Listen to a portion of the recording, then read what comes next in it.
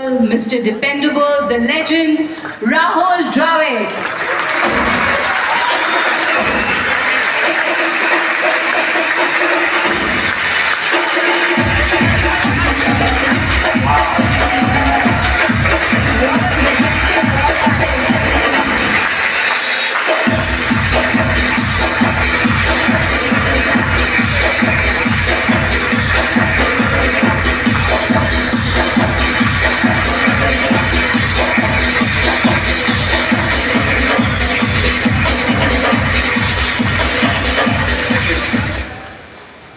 I mean, blue carpet is it's the IBM blue, and to see you walk through that blue carpet was quite majestic.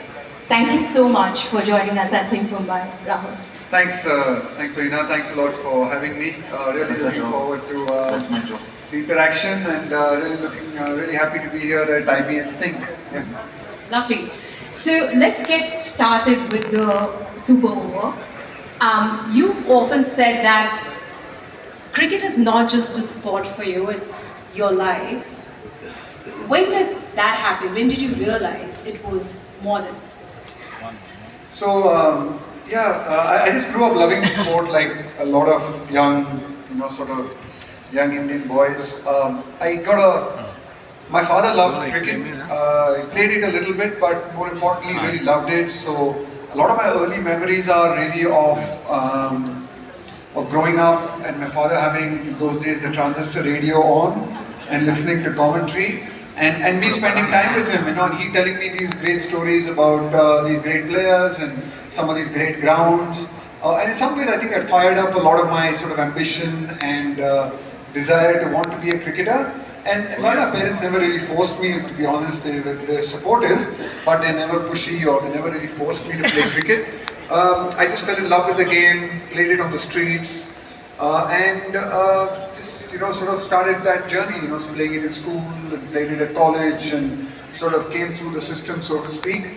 When I was really young, in fact, I used to actually, when people typically like kids, you're asked, oh, what do you want to be when you grow up, right? It's a very standardized thing that you keep getting asked in school.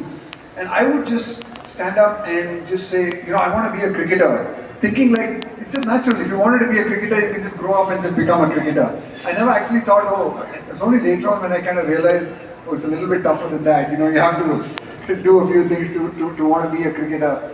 And yeah, I think I was probably around college and university when you start realizing you're pretty good at this. And yeah, if you continue to do well, there's a possibility of it becoming a profession.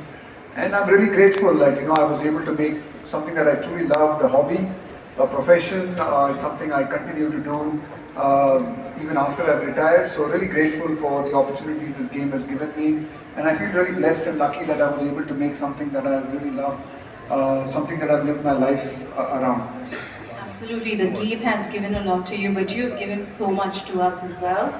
And I just wanted to say, what do you feel like after we've kind of ended the 17-year drought and T20 World Cup? That win meant so much for the entire nation, and it also was your retirement, so bittersweet in some sense for all of us.